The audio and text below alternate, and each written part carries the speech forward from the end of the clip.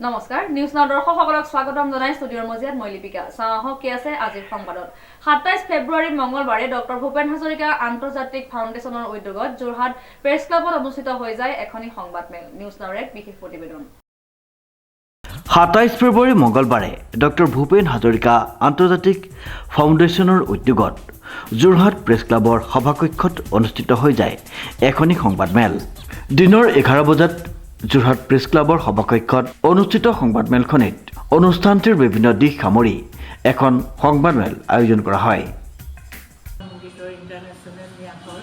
গতিকে ইয়াত উপস্থিত থকা সমূহ সাংবাদিকক মোৰ আন্তৰিক শুভেচ্ছা জ্ঞাপন কৰিছোঁ আৰু ধন্যবাদ জনাইছোঁ। ভূপেন্দ্ৰ সংগীতৰ এই ন্যাস 1915 চনত প্ৰথমতে স্থাপিত হৈছিলে আৰু তাৰ বিভূচৰণ বৰুৱাৰ নেতৃত্বত এই গোটেই সংগঠনটো আৰম্ভ হৈছিল।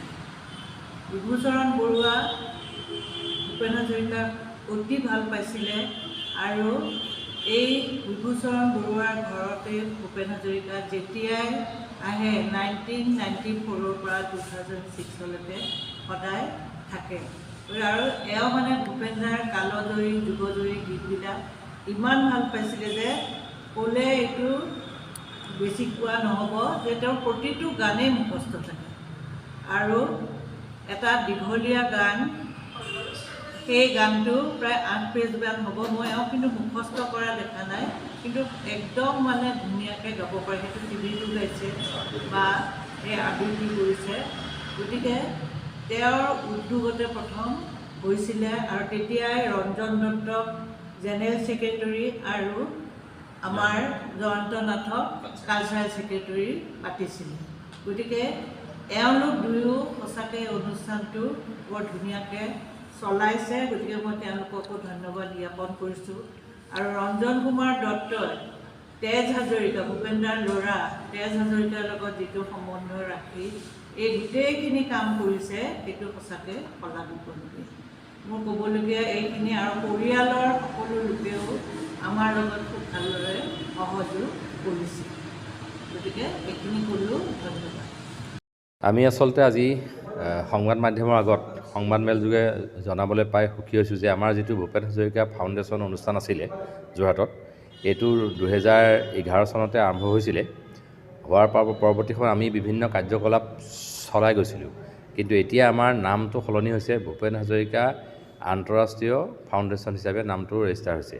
কাৰণ এইটো আমাৰ যিহেতু বহল প্ৰসাৰত অলপ বহলভাৱে আমি আমাৰ কৰ্মক্ষেত্ৰখন আগবঢ়াই ল'বলৈ চেষ্টা কৰিছোঁ। গতিকে আমাৰ নামটো ভূপেন হাজৰিকা আন্তঃৰাষ্ট্ৰীয় ফাউণ্ডেশ্যন হিচাপে আমি এতিয়া ৰেজিষ্টাৰ্ড কৰিলোঁ। আৰু আমাৰ ইয়াৰ মূল যিজন ব্যক্তি এই ফাউণ্ডেশ্যনৰ প্ৰতিষ্ঠাতা তেওঁ হ'ল ভূপেন হাজৰিকাদেৱৰ পুত্ৰ তেজ হাজৰিকা। আৰু তেওঁ যিহেতু আমেৰিকাত থাকে সেইকাৰণে আমি ইয়াত যোৰহাটত মুখ্য কাৰ্যালয় হিচাপে কৰি কাম চলাই যাম বুলি আৰম্ভ কৰিছোঁ। আৰু আমাৰ ভৱিষ্যত পৰিকল্পনা আছে কিছু। আমাৰ অকল ভূপেন হাজৰিকা দেৱৰ গীত মাত বা লিখনি সকলোবোৰ বিশ্ব মানদণ্ডলৈ লৈ যোৱা বা আন্তঃৰাষ্ট্ৰীয়ভাৱে তাক প্ৰতিষ্ঠা কৰা আমাৰ উদ্দেশ্য আছিল। আৰু সেইকাৰণে আমি বিভিন্ন কাৰ্যসূচী লৈছোঁ। ইতিমধ্যে ৭৬টা গান বচা বচা তেখেতৰ গীত ইংৰাজীলৈ অনুবাদ হৈছে। সেইখন উইংড হৰ্চ বুলি কিতাপ আকাৰে প্ৰকাশ পাইছে আমেৰিকাৰ পৰা, নিউয়ৰ্কৰ পৰা। এতিয়া ভাৰতবৰ্ষতো সেইখন প্ৰকাশ পাব ইংৰাজী ভাষাত। তাৰপিছত 10টা গীতৰ ৰেকৰ্ডিং হৈছে মাৰাঠী ভাষাত আৰু 10টা গীতৰ ৰেকৰ্ডিং হৈছে উৰিয়া ভাষাত। ভাৰতবৰ্ষৰ বিভিন্ন ঠাইলৈও তাৰ পৰা আমাৰ কাৰ্যসূচী প্ৰসাৰ কৰা আমি চেষ্টা কৰিছোঁ, যাৰ দ্বাৰা ভূপেন হাজৰিকা দেৱক আমি সৰ্বভাৰতীয় পৰ্যায়ৰ বা বিশ্বৰ আন্তঃৰাষ্ট্ৰীয় পৰ্যায়লৈ লৈ যাবলৈ সহায় হ'ব। আৰু তাৰ উপৰিও আমি ইয়াৰ পৰা আমাৰ তেখেতৰ জন্ম শতবৰ্ষ যিহেতু আহি আছে, 100 বছৰ হ'ব, জন্ম শতবাৰ্ষিকী আমি আৰম্ভ কৰিম 2025 চনত। 25 চনত আৰম্ভ কৰি বছৰ যোৱা কাৰ্যসূচী হ'ব। তাৰ ভিতৰত আমি দিল্লী, মুম্বাই, কলিকতা 3টা ঠাইত আমাৰ বিভিন্ন অনুষ্ঠান হ'ব, কাৰ্যসূচী হ'ব। তাৰ উপৰিও উদ্বোধনী কাৰ্যসূচী আমি অৰুণাচল প্ৰদেশত আৰম্ভ কৰিম বুলি ভাবিছোঁ, উত্তৰ পূৰ্বাঞ্চলক সামৰি। তাৰপিছত অসমৰ বিভিন্ন ঠাইত বিভিন্ন কৰ্মশালা হওক, ছেমিনাৰ হওক, এইবিলাক আমাৰ হ'ব।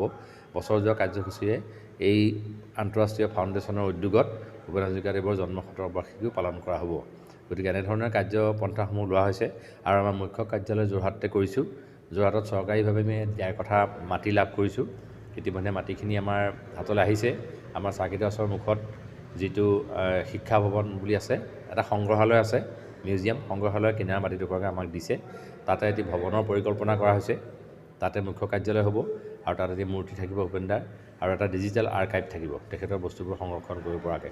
তো তেনেধৰণে আমাৰ কাৰ্যপন্থা লৈ আগবাঢ়িছোঁ আৰু এই ভূপেন হাজৰিকা আন্তঃৰাষ্ট্ৰীয় ফাউণ্ডেশ্যনটো আজিৰ পৰা ৰাইজৰ আগত সেই নামেৰে পৰিচিত হ'ব বুলি আমি ঘোষণা কৰিয়ে এই সংবাদমেলৰ আয়োজন কৰিছোঁ। শ্ৰীমন্ত মাধৱ বৰুৱাৰ ৰিপৰ্ট, নিউজ নাও।